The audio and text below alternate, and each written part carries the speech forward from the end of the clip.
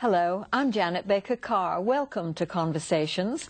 It's a great pleasure to introduce you to our guest this evening, a much-loved Mississippi author, Ellen Douglas. She's recently published her first work of nonfiction, Truth, 4 stories I'm finally old enough to tell. Thank you for being here, Miss Douglas. It's a pleasure. Thank you for asking me. How did you know that this was the time to write these stories? They've obviously been in your mind for a while. 2 or 3 reasons, I think. For one thing, I am old enough to tell those stories because the people that are the chief characters in them are all dead, and I can't hurt their feelings, and they can't quarrel with me. So I felt much freer than I might have felt, say, 20 years ago. And then I think I've gotten more detached from matters that might have been very strongly emotional for me years ago. And I think a writer needs detachment. So those are 2 good reasons, I think. And the third would be that sometimes it takes a long time for disparate events to come together, and I realize that this, and this, all those things belong together in one story, and that happened with 2 or 3 of the stories, that they just came together. Started off with maybe just an image, and then I realized that there was other material that needed to go with them. Now, you've just received the award for fiction from the Mississippi Institute of Arts and Letters, and yet these stories are truth and are nonfiction. The labels get complicated sometimes. Well, they get complicated in the storyteller's mind. These are stories, and in that sense, they're fiction.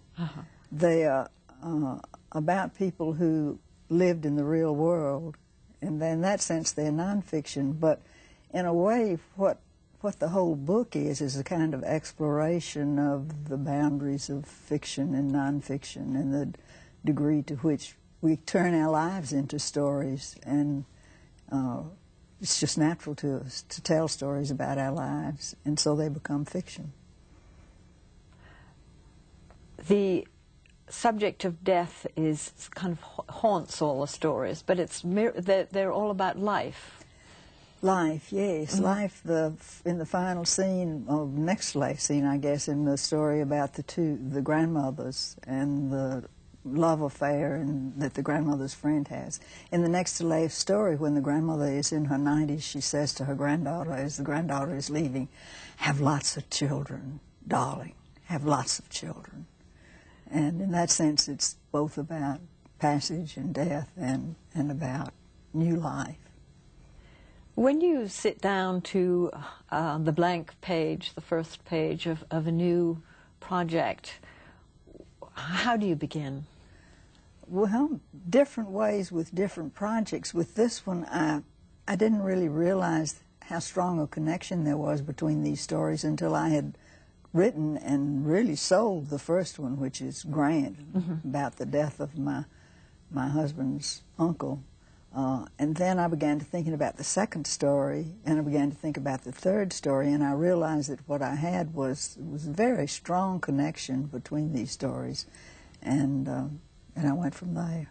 Then when I finished the 4th story, I saw connections that I hadn't made, really, and I went back and tinkered with all of them. That's part of the most fun of writing, is tinkering and changing and making things work. And how do you know when a story is finished? I don't think you really know. You just get to the place where you better stop and go on to something else. Well, to me, the sound of your voice is very, very important to the sound of these stories. I had the feeling, reading the book, that I'm sitting on your porch in a rocking chair with you, and you're reading, and were you aware of that kind of feeling in the telling of stories? I'm always aware of voice, and I read aloud to myself when I'm writing, because I want the voice of the story. I want to hear the voice of the story myself. And when I'm teaching, as a matter of fact, I tell my students to read what they've written aloud so that they can hear.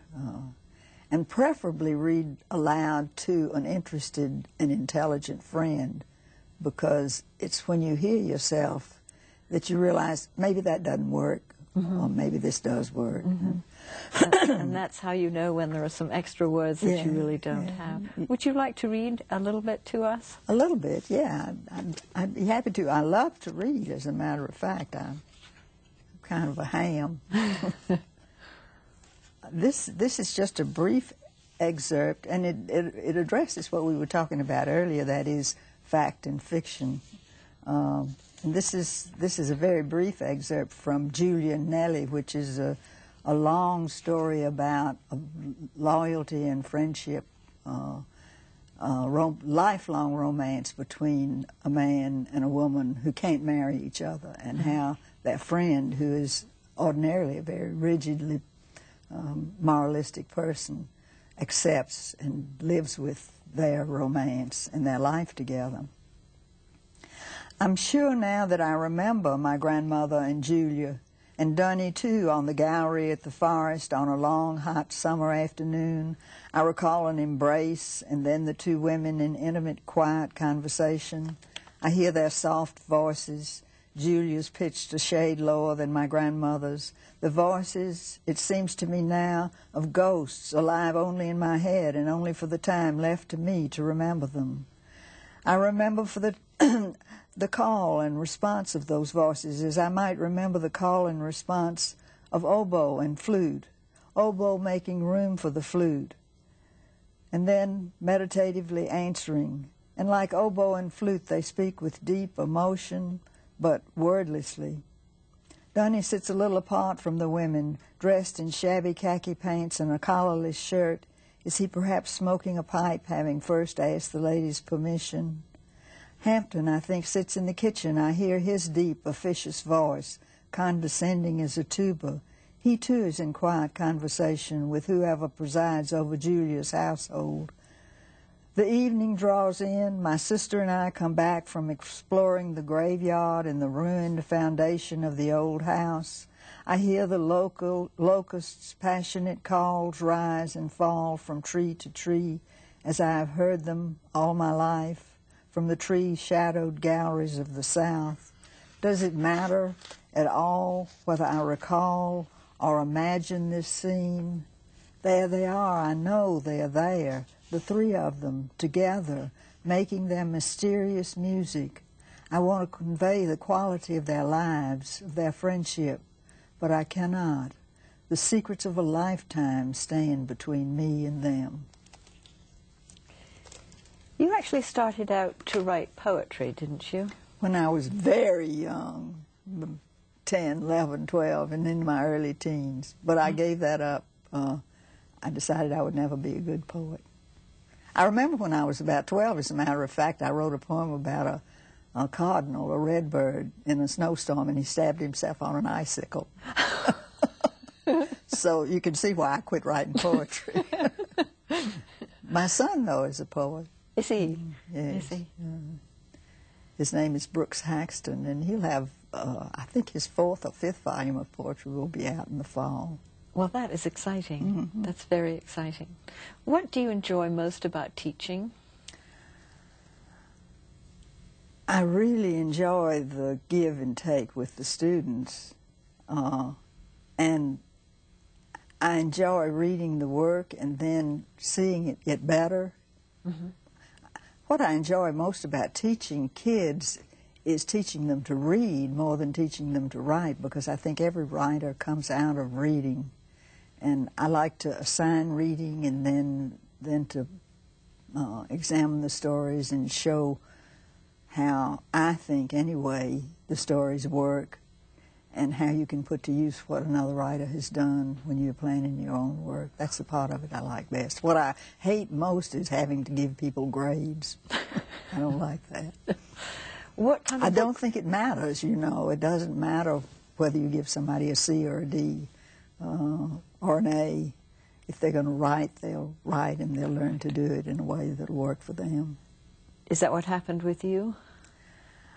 I think so. I think I was always a compulsive reader from the time I was in the 1st grade, I guess, and I kept at it.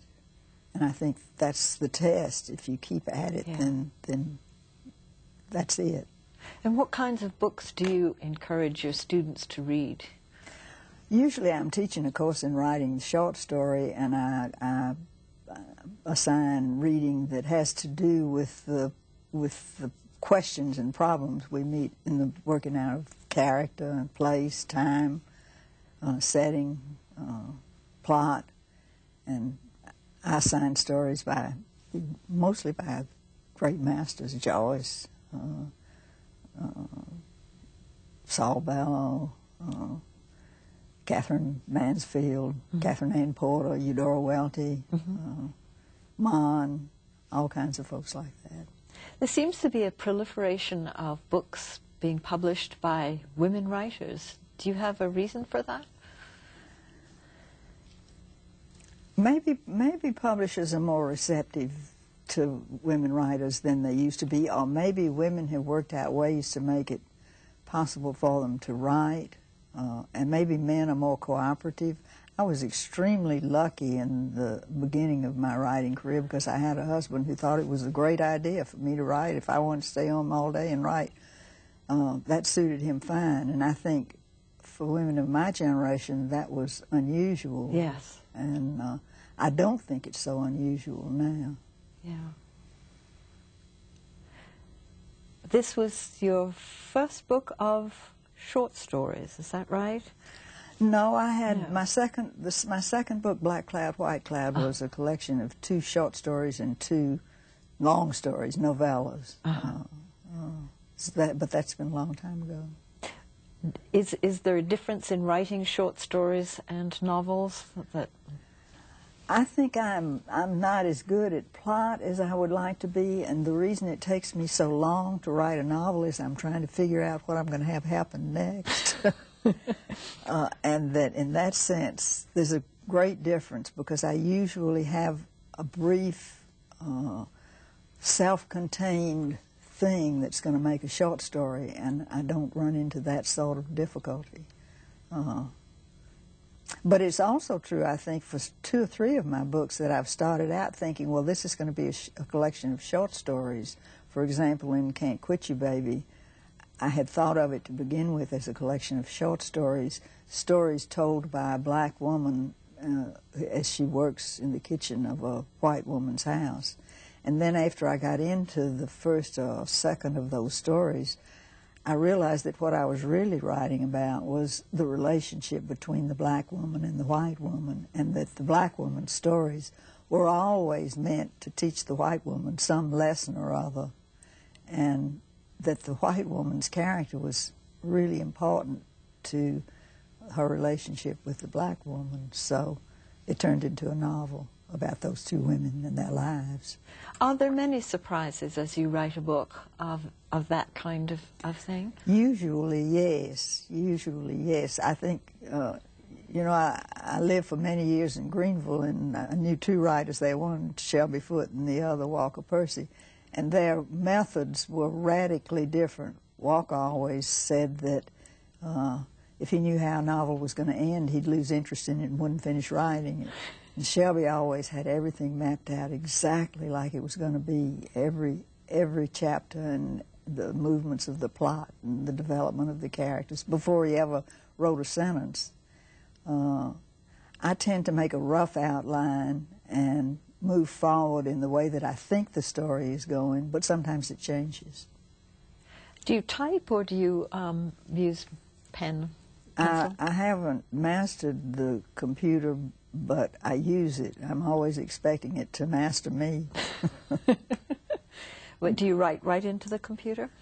Very often I do first drafts in longhand, but after that I use a computer and print out lots of copies because I'm always afraid I may change my mind and want to put something back that I've taken out. When you teach writing to young students, are you aware of a surge of interest in particular subjects? Not particularly. What I'm mostly aware of and how I sort things out with the student is how really obsessed the student is with writing. I remember Larry Brown, who I think maybe has been on your program, I don't know, but he is a real good Mississippi writer. Right. Took my course at Ole Miss when I was teaching up there. And by the time he got to me, he had already written drafts of 3 novels and 100 short stories. So I knew he was a writer, you know. Yes. That's when somebody is obsessed with the work, then you feel like it's very exciting, you know. So that really Something's doesn't gonna have happen. anything to do with the subject. But No, are there subjects that young people should be focusing on? I don't know. I've gotten to the stage and age where I'm not sure what young people should be focusing on.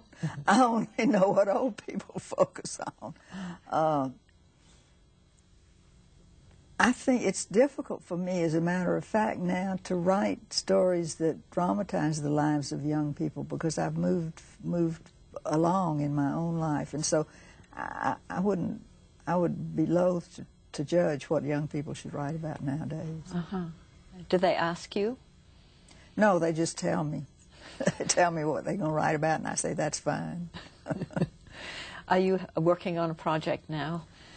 I've just finished writing a series of essays on the craft of fiction, which I may or may not do something with, and I'm thinking about going back to a draft of a novel that I was working on before I began Truth, and had trouble with and abandoned and decided I would do something else for a while. Now I may go back to it and see if it'll work again.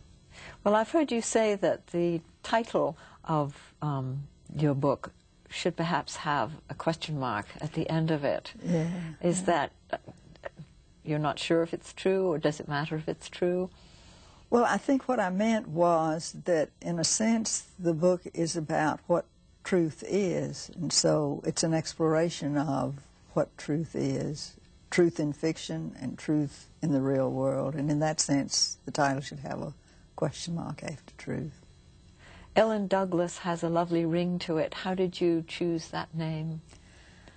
That's a long story, but I'll make it as brief as possible. My first novel was sold by mistake.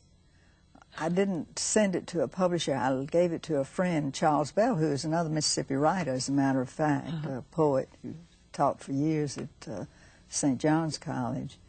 And he gave it to an editor, and the first I knew of where it was when the editor called me and said he wanted me to enter the book in the Houghton Mifflin Fellowship competition.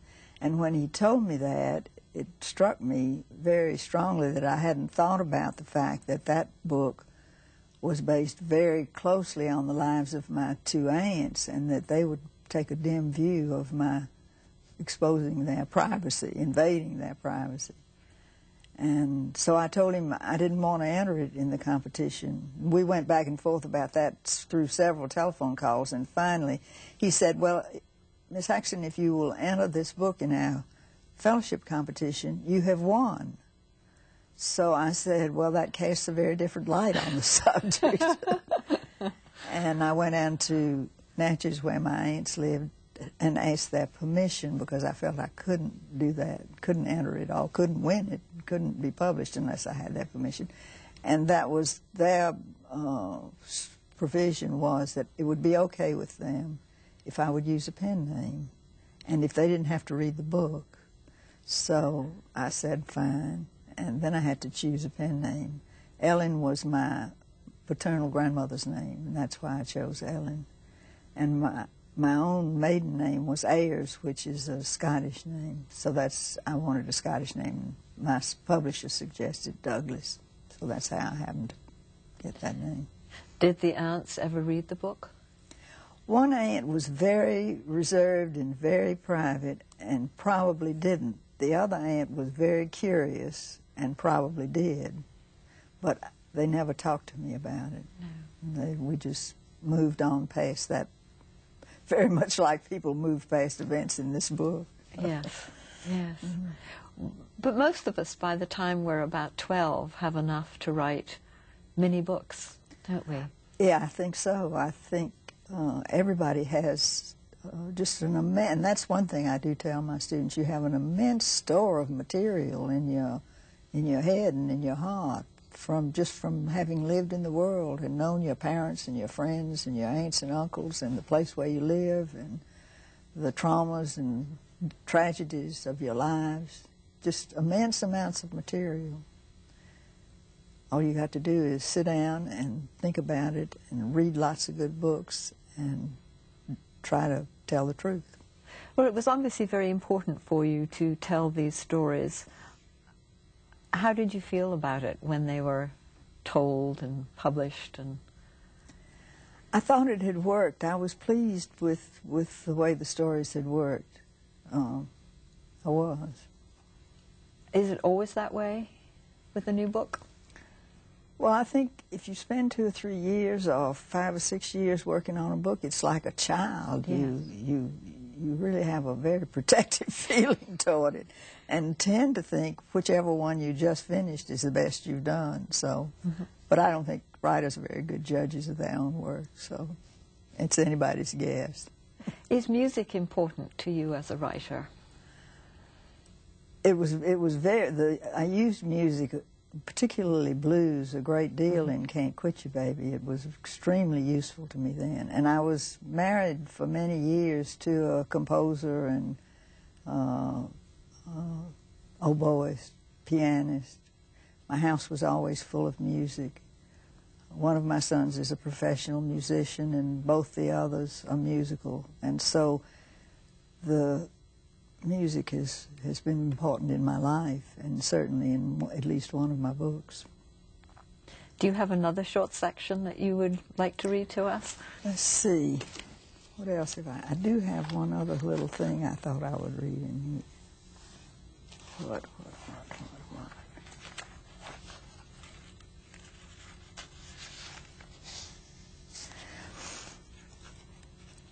As I grow older, the past is an increasing weight in the balance scale of my life, and the present lighter, ephemeral. The dust of the present blows away, the past grows more real, heavier. Hampton's brown skin and shaven head, my great-aunt's pince-nez, her story of the flood in the rice fields, my uncle's auburn hair and high color. But though I call up these memories, although they're my own, I have reservations. I know that I put words in the mouths of people who didn't speak them. I imagine scenes at which I was not present. I know that this is my world and no one else's, my stories, my history, or myth, perhaps. One among the myths that form the lives of families and sometimes of larger worlds. That's very beautiful. Thank you. Do you find that you often have the opportunity to say important things like that as you write? I think that where a work comes from is a great mystery. And I think you sit down and you write and then you revise, and sometimes you sit down and you write and a paragraph or two or a page or 2 or 3 works really well.